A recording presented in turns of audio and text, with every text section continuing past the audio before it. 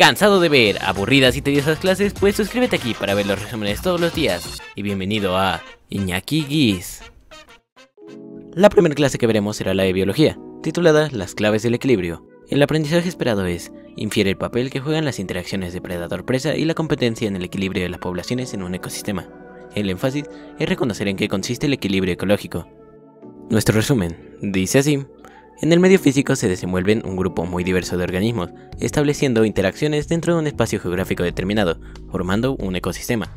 En un ecosistema hay tanto seres vivos, llamados factores bióticos, como componentes físicos, por ejemplo, agua, temperatura y radiación solar, llamados en conjunto factores abióticos. Cuando los biólogos empezaron a notar lo importante que resulta el fenómeno de la interacción, se produjo el nacimiento de la ecología, es decir, la rama de la biología que se ocupa de estudiar las relaciones recíprocas entre los organismos y el medio. Los ecólogos estudian las relaciones que se desarrollan entre poblaciones y comunidades, y la forma en cómo los seres vivos que integran a estos niveles interactúan con los factores bióticos y abióticos. Así llegan a determinar qué sucede cuando cualquiera de los sistemas mencionados es modificado, perturbado o explotado por causas naturales o por intervención humana.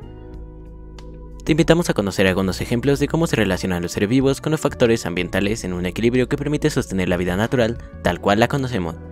En todos los ecosistemas encontramos diversas poblaciones de seres vivos que, de manera natural, tienden al equilibrio ecológico, es decir, que la cantidad de individuos que lo constituyen permanece estable. Este equilibrio se produce cuando hay armonía y estabilidad entre los seres vivos y el medio en el que habitan. Es el resultado de la interacción de los diferentes factores del ambiente que hacen que el ecosistema se mantenga con cierto grado de estabilidad. En los ecosistemas el equilibrio ecológico es dinámico. Los componentes bióticos y abióticos, aunque perduren algún tiempo en cantidad y calidad, están en continuo movimiento y variación. El equilibrio de un ecosistema se determina por los recursos que están presentes en el entorno y por las distintas interacciones que llevan a cabo los organismos. Es oportuno mencionar que hace aproximadamente 150 años, Charles Darwin identificó que el potencial reproductivo de las especies es muy alto, y en su libro El origen de las especies explica que el elefante es considerado como el animal que se reproduce más lento entre los conocidos. Si este organismo empezara a procrear a los 30 años y continuara haciéndolo hasta los 90, produciendo en este tiempo 6 hijos y cada uno de ellos produjera la misma cantidad de descendientes, después de un periodo de 740 a 750 años, habría aproximadamente 19 millones de elefantes vivos descendientes de la primera pareja. A pesar de su amplio potencial reproductivo, esta especie se encuentra en peligro de extinción, ya que en condiciones naturales existen múltiples barreras que actúan como factores limitantes y que determinan que la población de elefantes se mantenga en un nivel estable, por ejemplo sus depredadores. Lamentablemente, el ser humano ha promovido una disminución drástica en la cantidad de estos organismos debido a la caza furtiva, impidiendo la regeneración de la población de elefantes llevándolos cerca de la extinción. Con este ejemplo puedes entender el potencial biótico como la cantidad máxima de individuos que puede aumentar en una población, donde las condiciones permitan muchos nacimientos y un mínimo de muertes. Es necesario destacar que son muchos los elementos que influyen en el potencial biótico. Algunos son la edad a la que el organismo se reproduce por primera vez, la frecuencia de la reproducción y el número de promedio de descendientes producidos cada vez que el organismo se reproduce. El reto de hoy es el siguiente. Considerando el ejemplo anterior, te presentamos el siguiente reto.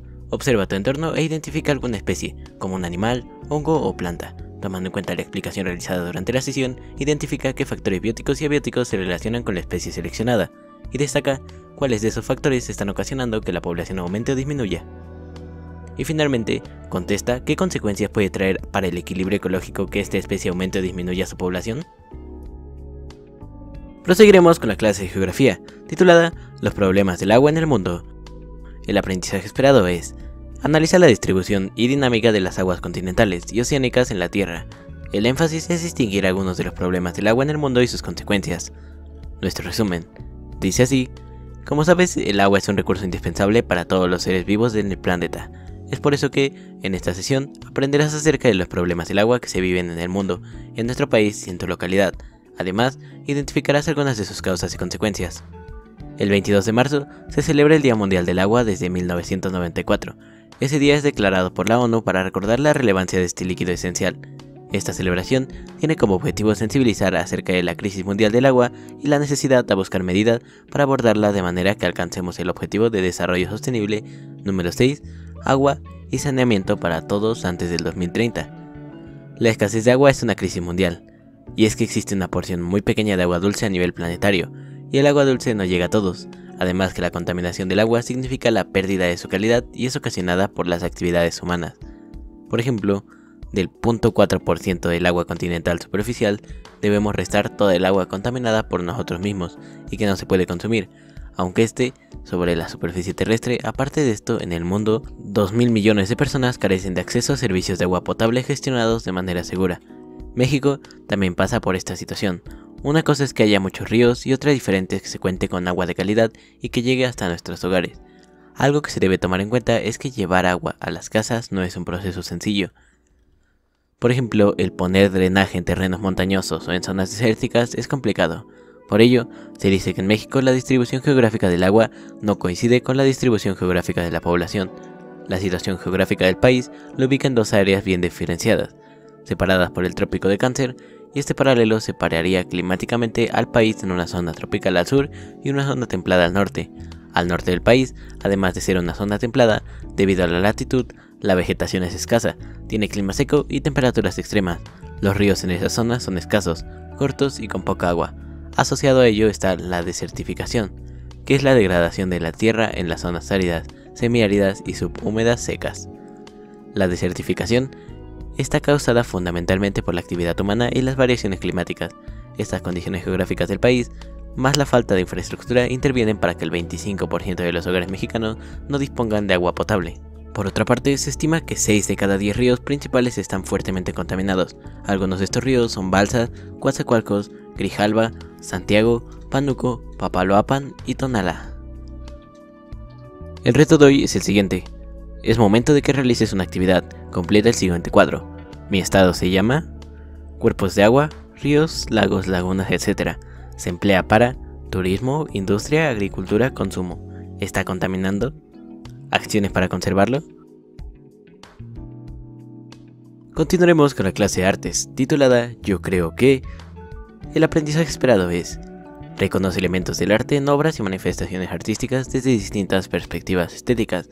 El énfasis es inferir el uso que se le puede dar a los diferentes elementos básicos de las artes en distintas obras o manifestaciones artísticas, desde lo sublime, lo bello, lo trágico, lo cómico, lo feo y lo grotesco a través de la creación de una obra artística.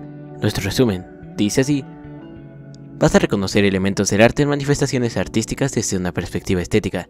Para ello, vamos a insistir en la libre expresión de tus opiniones, recordando que la percepción se desarrolla continuamente y que cada quien habla de su contexto o cosmovisión.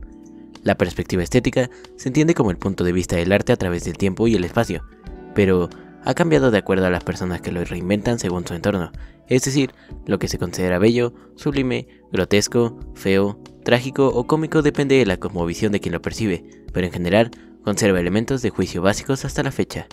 Las artes usan elementos comunes como el movimiento, el color, la forma, el gesto o el sonido. Hoy vas a jugar con ellos para identificar cómo funcionan en las categorías estéticas o maneras de percibir el arte. El punto de vista trágico se refiere a lo fatal o inevitable del orden superior en contra de un deseo humano. Genera compasión en quien lo presencia. Lo cómico hace un señalamiento a lo extraño, o que se sale del orden establecido. Es sorpresivo y produce risa en el espectador. Lo grotesco, además de ser ajeno, rompe de manera contundente con lo ordinario para hacer una crítica social a lo establecido como absoluto, inamovible o incluso indiscutible. Jugando con los elementos del arte podemos variar la forma y el impacto del mensaje. A esto le llamamos tono. En la música el tono es la cualidad de los sonidos que nos permite ordenarlos de graves a agudos, lo que nos ayuda a la disposición de las notas y a lograr transmitir belleza, fealdad, tragedia o comedia. Por ejemplo, Las Mañanitas es una melodía muy conocida, pero no suena igual si cambiamos la disposición de las notas que tocamos. En teatro, el tono es difícil de explicar, pues se refiere al conjunto de elementos que forman el mensaje final que se emite, resaltando el uso de los acentos, y en la vida cotidiana se dice que tono melodramático a cierta manera de exageración. Tono sería la intención que se quiere transmitir, como cuando algunas personas dicen "me sorprendió el tono en que lo dijo". No es tanto lo que se dice, sino cómo se dice. Por eso, es el conjunto de gesto, volumen, acentos corporales, tonales, la ubicación en el espacio, colores, entre otros. El reto de hoy es el siguiente. Te invitamos a que juegues, a que explores los elementos de las artes en tus creaciones, a que reconozcas los elementos existentes en el arte de tu comunidad y en el arte universal. Esta será tu actividad. Sea en una producción tuya o en una reconocida, juega con los elementos que la integran hasta que sientas que ha cambiado la categoría estética o que ha cambiado su percepción de forma radical. Continuaremos con la clase de tecnología, titulada Las máquinas. El aprendizaje esperado es: Emplea herramientas, máquinas e instrumentos como extensión de las capacidades humanas e identifica las funciones delegadas en ellas. El énfasis es utilizar máquinas e instrumentos en diversos procesos técnicos. Nuestro resumen dice así: aprenderás sobre las máquinas simples, como son la palanca, el torno, la polea, el plano inclinado y el tornillo. Identificarás el uso de máquinas simples en distintos énfasis. Conocerás las funciones de las máquinas simples en los medios técnicos al utilizarse y en la transformación de los insumos. Comprenderás el proceso de creación técnica. Los instrumentos técnicos se clasifican por el tipo de trabajo que realizan o por su estructura y funcionamiento. Las clasificaciones pueden ser de montaje, mecánicas, de sujeción, de golpe, de trazo, de corte, de unión o de medición. Las herramientas son todos los objetos que se utilizan con la finalidad de realizar de manera más fácil una actividad. Se operan de forma manual, con cierta intencionalidad y no requiere de motores, pues generalmente es a través de energía humana. Las herramientas por lo regular son utilizadas en procesos artesanales. Recuerda que en estos la producción es menor. Las máquinas son artefactos compuestos por piezas o elementos móviles y fijos.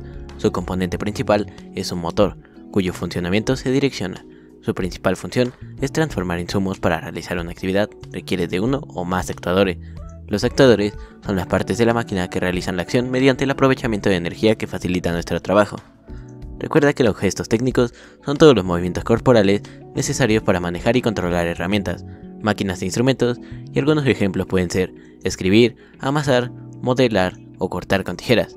Cada movimiento corporal conlleva potencia, precisión y complejidad específica, así como conocimientos previos para realizarlo. La palanca es una máquina simple, cuya función es la de transmitir fuerza y variar desplazamiento. Se compone por una barra rígida, que puede girar libremente sobre un punto de apoyo llamado fulcro. Puede utilizarse para potencializar la fuerza mecánica que se aplica a un objeto, para incrementar su velocidad o distancia recorrida. La polea es otra máquina simple y consiste en un dispositivo mecánico de tracción que sirve para transmitir fuerza. Consiste en una rueda con un canal en su periferia, por el cual pasa una cuerda que gira sobre un eje central, y de esta forma se pueden levantar objetos pesados con menor esfuerzo. Sin duda, la rueda ha sido uno de los grandes avances prehistóricos de la humanidad. Con las ruedas se consigue vencer el rozamiento cuando se desplaza un objeto de peso considerable. Al unir una rueda y un eje se considera como una máquina simple, ya que transforman un movimiento circular a uno de desplazamiento. El reto de hoy es el siguiente. Te invitamos a reflexionar en torno a las siguientes preguntas para que identifiques que las máquinas simples están presentes en nuestra vida cotidiana. ¿Has utilizado alguna máquina simple como tijera, rueda, palanca o alguna otra? ¿Cuáles de ellas? ¿Qué tipo de funciones has delegado a las máquinas simples? Te invitamos a que compartas tus respuestas con tu profesor o profesora de tecnología.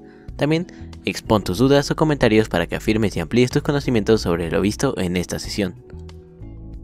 Y finiquitaremos el día de hoy con la clase de historia, titulada Por el camino de la libertad. El aprendizaje esperado es: conoce la influencia del pensamiento liberal en los movimientos de independencia de las colonias de España en América. El énfasis es reconocer la influencia de las ideas liberales de la independencia de las 13 colonias y de la Revolución Francesa en los movimientos de independencia de las colonias de España en América. Nuestro resumen dice así: continuarás con el tema de la independencia de las colonias de España en América, que iniciaste en la sesión anterior. En esta ocasión reconocerás la influencia de las ideas liberales de la independencia de las 13 colonias y de la Revolución Francesa en los movimientos de independencia de las colonias de España en América. Recordarás que las ideas liberales ilustradas se difundieron desde Europa hasta América, primero en las 13 colonias de Norteamérica y posteriormente en las posesiones españolas, pero ambos casos tuvieron sus coincidencias y diferencias. A finales del siglo XVIII, las colonias españolas en América estaban divididas en 4 virreinatos: Virreinato de Nueva España, Virreinato de Nueva Granada, Virreinato del Perú, Virreinato del Río de la Plata. El control político era ejercido por el rey de España mediante su representante, el virrey, y sus órganos de vigilancia, aunado a la iglesia, pero esto no impidió que estos territorios se difundieran las ideas liberales ilustradas para argumentar y legitimar sus movimientos armados en busca de emancipación. En 1775 se conoció en las colonias españolas la noticia del inicio del movimiento de independencia de las 13 colonias inglesas, establecidas en Norteamérica. Los colonos inconformes compartían con el liberalismo y la ilustración europea ideas como la libertad para trabajar y prosperar por esfuerzo propio, sin que el Estado interviniera en sus acciones. Por ello, tenían la esperanza de que mediante su trabajo pudieran prosperar económicamente y tener propiedades para lograr un mayor bienestar. También pensaban que la razón y el conocimiento debían imperar sobre la superstición y la ignorancia para promover el desarrollo de las personas. Muchos cuestionaban el derecho divino de los reyes para gobernar y buscaban una sociedad más igualitaria. La combinación de los conceptos de razón, gobierno ilustrado, tolerancia religiosa y derechos naturales sentaron las bases de una nueva nación con un sistema político en el que un gobernante obtiene autoridad desde abajo al ser elegido por el voto de los ciudadanos. Este proceso influyó no solamente en el continente, también lo hizo en el proceso francés. En 1789, un nuevo suceso revolucionario, el inicio de la Revolución Francesa, legitimó los argumentos del liberalismo político y económico. Nuevamente, una monarquía absoluta se debilitó ante el clamor de libertad del pueblo que, enaltecido por el nacionalismo, elevó una nueva constitución que promoviera los principios de igualdad, libertad y fraternidad, reconociendo como forma de gobierno, primero, una monarquía constitucionalista junto con el parlamento representativo del pueblo, y posteriormente una república, donde se consideró la división de poderes en ejecutivo, legislativo y judicial. El reto de hoy es el siguiente. Recuerda que todos estos elementos te serán útiles para realizar el reto que desarrollarás a lo largo de la semana, el cómic. Si te gustó el video o te fue de utilidad, recuerda darle like, suscribirte y activar la campanita para estar al tanto de próximos videos. Muchas gracias y hasta la próxima.